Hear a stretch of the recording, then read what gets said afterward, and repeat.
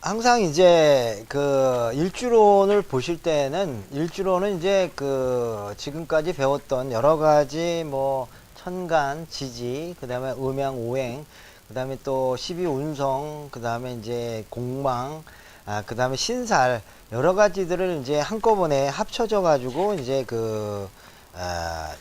일주론에 대한 공부를 하는 거기 때문에 어찌 보면 종합편이기도 하고, 또 한편으로 보면 이미 알고 있는 것들을 정리한다라는 느낌으로 이제 다가와서 여러분들이 보시면 훨씬 이제 편하네요. 근데 이거를 그냥 이것도 일주론도 또 새로운 뭔가 있는 게 아닌가라고 생각을 하고 자꾸 이제 막 이렇게 머리를 이렇게 새로운 거를 자꾸 찾으려고 하다 보면 오히려 그것이 마음에 부담이 돼서 공부가 이렇게 잘 안 되는 경우도 많거든요.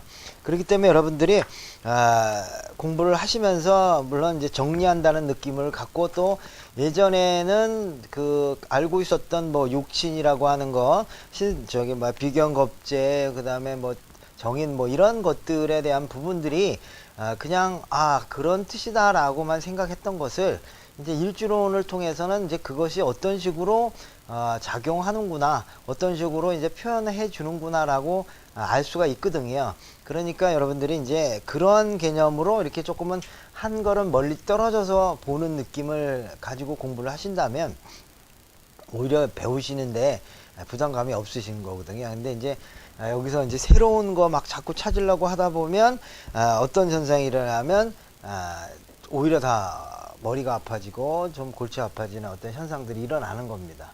그래서 기본적으로 이제 항상 이렇게 일주를 보면 기본 일간이 굉장히 중요하거든요. 그래서 그 일관이라고 하는 이제 무토라고 하는 기운에 대한 부분을 항상 머릿속에 이제 두시고, 그 다음에 보실 때 항상 뭐를 또 봐야 되느냐면 여기 이제 일지가 있잖아요. 일지라고 하는 것들이 갖고 있는 이제 그 지장간, 지장간에 대한 부분을 보는 거죠. 그래서 자다 그러면 임이 있고 그 다음에 개가 있다, 이런 식으로 하실 때 머릿속에 이렇게 하나씩 하는데, 우선 중요한 거는 이 정기라고 해서 위에 있는 지장간에 임수가 있고 개수가 있지만 핵심되는 기운은 이 개수라고 하는 정기에 속하는 것이다, 이렇게 보시면 되는 겁니다. 그래서 그리고 이제 만약에 인이다 그러면 무, 그 다음에 병, 그 다음에 이제 갑이다, 이런 식으로 했을 때 이렇게 이제 세 개의 기운이 들어가 있는 경우가 있고 이렇게 두 개의 기운이 들어가 있는 경우가 있고 그렇거든요. 그러면 기본적으로 이렇게 순수한, 이게 수고, 이것도 수고, 이것도 수다, 이렇게 얘기를 하면 이렇게 그 순수한 기운이 들어가 있으면 어찌 보면 좀 단순하다라는 거를 알 수가 있습니다. 단순하다. 그러니까 이게 자오묘유, 그다음에 그다음 묘유, 이런 식으로 이제 그 소위 왕지라고 하는 이건데, 이제 이거를 살로 치면 이제 도화살에 속하는 거거든요.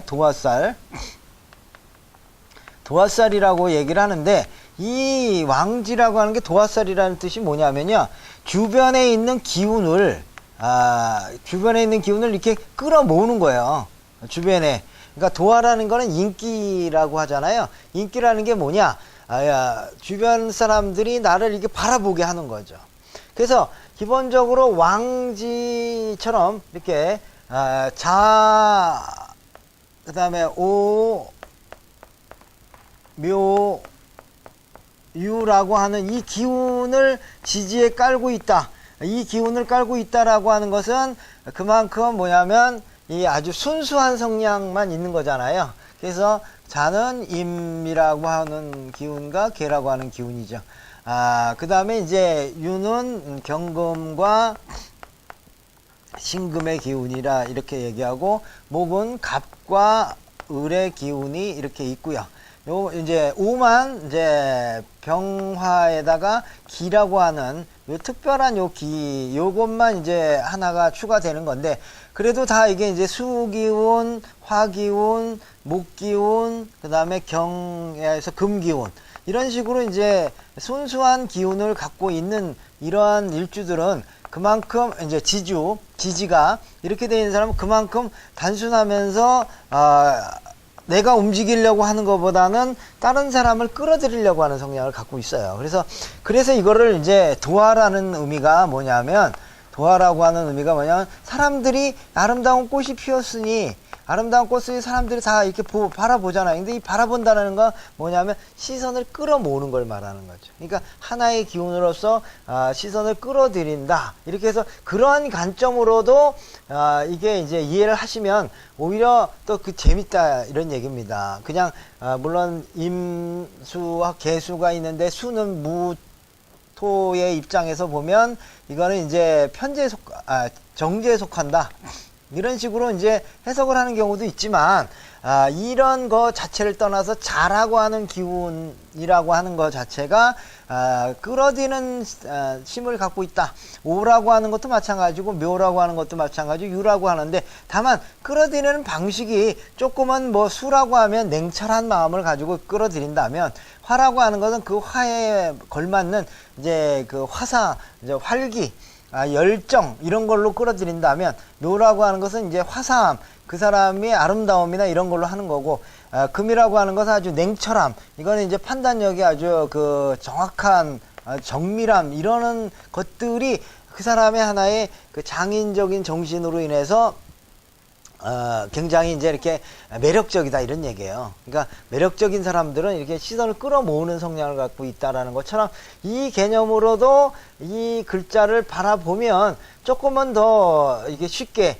왜냐하면 뭐 무토에다가 개수가 들었으니까 정제인데 정제도 있고 편제도 들어가 있다 이런 식으로 또 이제 해석을 하면 또 해석하는 부분도 있지만, 때로는 그냥 글자 그 자체로도 해석하는 것도 보셔야 되고, 이게 이제 마찬가지로 자는 이제 우리가 동물로 말하면 쥐에 해당하는 거고, 오는 동물로 말하면 말에 해당하는 거고, 묘는 이제 토끼로 해당하는 거고, 그 다음에 유라고 하는 것은 닭에 해당하는데, 이러한 닭, 토끼, 말, 쥐라고 하는 이러한 특성도 여기에 포함이 돼서 이렇게 해석을 하는 것이다.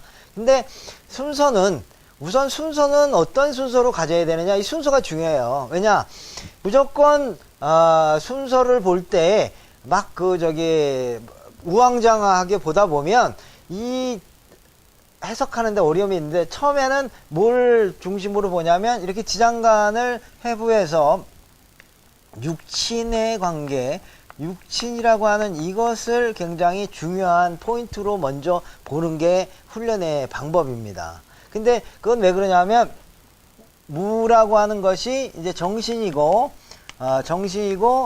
자라고 하는 것은 행동이다, 이런 측면으로 먼저 해석을 하는 거거든요. 그래서 제일 먼저 무자라고 하는 특성을 뭘로 봐야 되느냐, 인물적 특성을 먼저 보는 거예요. 그래서 인물적 특성에서 어떤 정신을 갖고 있고 그거에 대한 지지적인 부분에 어떤 행동을 하느냐, 이거를 보면 그 사람의 인물적 성향이 나오는 거고, 그리고 나서 이제 여러분들이 궁금해하는 뭐가 되냐면 상황이라는 게 나오는 거예요. 상황이라는 거. 그래서 이런 사람이 이런 생각을 갖고 있으니까 주로 어떠한 상황들이 마련이 되겠구나. 왜? 남을 끌어들이는 성향을 갖고 있는 사람들은 자기가 움직이려고 안 하고, 남이 이렇게 오게끔 하니까 이런 사람들은 자꾸 머물라고 한단 말이죠. 머문다. 그러면 자꾸 바깥으로 안 나가고 머물려고 할 것이라는 거죠. 그러면은 상황이 어떤 상황이 되냐면 자꾸 머무는 상황. 이게 이제 머문다라는 건 고정이죠. 고정. 그러면 이 생각이 고정이 되는 거예요. 생각이 고정이 된다라고 하는 것은 보수적이다, 이런 의미도 있는 거죠. 보수적. 변화를 안 가지려고 하고 보수적으로 가지려고 하는 성향을 갖고 있다, 이런 얘기죠. 그러니까 그러한 기본의 이런 성향이니까 자꾸 어떻게 했습니까? 남이 이렇게 야한 옷을 입고 있다 그러면 그거 가지고 이제 그거 너 그렇게 입으면 너무 짧아서 안 돼, 뭐 이런 식의 얘기를 한단 말이죠. 그러면 이게 뭐냐면 우리가 소위 지적질이라고 얘기를 하잖아요. 그러면 간섭이라고 얘기를 하는데, 어떤 사건이 벌어지냐면 간섭이라는 사건이 벌어지는 거야. 간섭이라는 사건. 그러니까 간섭하니까 딸이 나 엄마 아버지 너무 간섭 심해서 나 이게 집에 있기 싫어, 이러한 사건들이 벌어지면, 심해지면, 나쁘게 표현하면 심해지면 나 저기 뭐야 가출한다. 아니면 뭐 아버지는 얼굴도 보기 싫다. 뭐 이런 식의 사건들이 벌어지는 거라는 거죠. 근데 이러한 기본적인 성향의 특성 때문에 정신적인 특성 때문에 이런 상황이 벌어지고 이런 상황이라고 하는 것 자체가 간섭이라는 상황이 이렇게 하다 보면 어떤 사건이 벌어지냐면 아이가 아버지를 거부하는 그래서 심하게 사건은 뭐냐면 가출을 하게 되는 이런 사건이 이렇게 이어지는 겁니다. 이어지는 거죠. 그러니까 이런 식으로 이게 순차적으로 이렇게 가주는 것이 기본적으로 이런 그 일주론을 풀이하는 아니면 일주론뿐만 아니라 역학을 풀이하는 방식이 이런 방식이에요. 기본적으로. 근데 우리가 그냥 자꾸 그동안에는 어떻게 되냐면 사건만 해서 뭐 무자일주가 되면은 무슨 뭐 부부 사이가 안 좋다는 등 뭐 아니면 뭐가 그 윗사람하고 사이가 안 좋다든가 뭐 이런 여러 가지 이런 얘기들만 이제 표면적으로 나오는 건데 그런 것들도 잘 자기가 제어하고 방어한 사람들은 꼭 그런 현상이 나타나지는 않아요. 근데 이런 정신적인 부분도 해석하면서 이렇게 가면 너 어떤 마음이 있지? 그러려고 하지? 이렇게 얘기하면 거의 그 부분에 대해서는 인정을 한단 말이죠. 근데 그것을 다만 환경적인 어떤 훈련이라든가 상황적인 부분을 자기가 컨트롤을 함으로 인해서 그 사건이 안 벌어질 뿐이라는 거죠. 그러니까 이거를 먼저 기본으로 여러분들이 생각하면서 다가가야 되는데 그 다가가는 첫 번째 방식이 뭐냐면 이렇게 육친이라고 하는 것은 인간적인 걸로 풀이한 거예요. 어떤 그 에너지 상태에 에너지라고 하는 우리 삶의 에너지가 덩어리들이 인간적으로 그 덩어리들이 모이면 인간적으로 어떻게 정신적인 행동적인 이러한 형태를 이제 갖게 하느냐 이러한 부분을 이제 이렇게 보여주는 게 이게 육친이란 말이죠. 육친이라고 하는 것 자체가 그렇기 때문에 이러한 그러니까 여기서 말하는 육친이라고 하는 거 예를 들어서 뭐 인성이다 그러면은 어머니잖아요.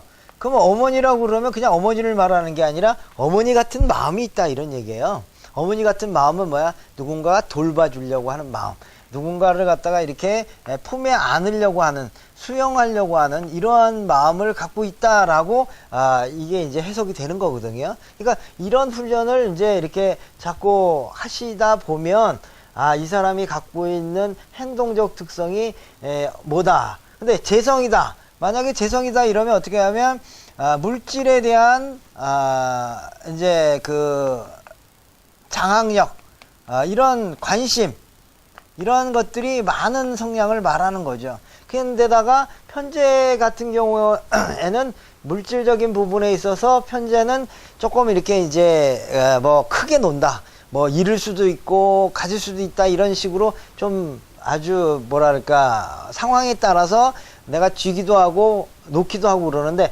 정재 같은 경우는 이거 확실히 내 돈이기 때문에 어떻게 해서든지 이것만큼은 유지하려고 한다. 이러다 보니까 이제 완벽해야 된다. 그래서 완벽하려고 하는 성향, 이게 이제 그래서 이제 편벽증, 어떤 자기만의 그 아주 뭐죠?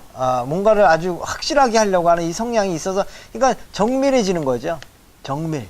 그래서 시집이 정확하게 나눌 건 나눠주고, 난 받을 건 받고, 줄 건 주고, 이런 식의 어떤 그런 상황들을 이렇게 이제 성향으로 드러내는 거죠. 그래서 이 사람들이 정제가 있다 그러면 계산이나 이런 거에 굉장히 밝아요. 그래서 주려고 하는데 계산이 안 맞으면 거기에 대해서 상대방을 믿지 않게 되는 성향이 있다 이런 얘기죠. 그래서 이제 이게 또 이제 잘못 또 이렇게 강해지면 어떻게 보면 결벽증이 생기는 거죠. 손 씻고 또 씻고, 확인하고 한 번 확인하고 두 번 하고 세 번 확인하고 이런 식의 자꾸 이제 그런 현상으로 이렇게 나타나는 거죠. 그러니까 행동이 이런 사람들은 관심 자체가 물질적이고 현실적인 걸 좋아하다 보니까 완벽해지려고 하다 보니까 정밀하는데 그러다 보니까 한 번만 확인하는 게 아니고 두 번, 세 번 확인하려고 하는 그런 성향 때문에 상대방이 확실히 했어 안 했어 뭐 이런 식의 요건을 마련해 주는 거다 이런 얘기입니다. 그러니까 여러분들이 그냥 무조건적으로 뭐 여기서 설명하면 무자일주는 어떡한다 이런 식의 자꾸 이제 그것도 물론 이제 머릿속에 두셔야 되지만 이 근본적인 것을 알면서 무자를 이해해야지만이 좀 더 다양한 상황들에 대해서 이해할 수가 있는데 여러분들이 이러한 근본적인 것들을 분석하는 거를 외면한 채 무조건 무자일주는 어떤 성격이다. 여기도 이제 가끔씩 보면 이렇게 해놓은 거는 다 뭐냐면은 임상이라고 하는 걸 통해서 이렇게 해놨던 거거든요. 책에 적어놓은 거는. 근데 거기에 대한 것만 너무 외우다시피 해가지고 뭐 이 사람은 뭐 남편 복이 없다는 둥 아니면 이 사람은 뭐 자식 복이 없다는 등 뭐 이런 식으로만 해석하지 마시고 이러한 개념들을 이렇게 발전해 가지고 그 해보니까 그러한 상황들이 이렇게 대체적으로 이런 사람들은 그러한 일들이 벌어지더라 라고 하는 결론만 내줬단 말이죠. 그러니까 거기만 외우려 하지 마시고 항상 이 뜻을 이해하시고 그러다 보니 사회적으로 그러한 현상들 뭐 자식한테 좀 손가락 받는 현상이 일어난다든가 아니면 부부 사이에 어떤 어려움이 있다든가 또 일을 처리하는 데 있어서 뭔가 이렇게 대범하게 일을 못 처리하고 소심하게 일을 처리하다 보니까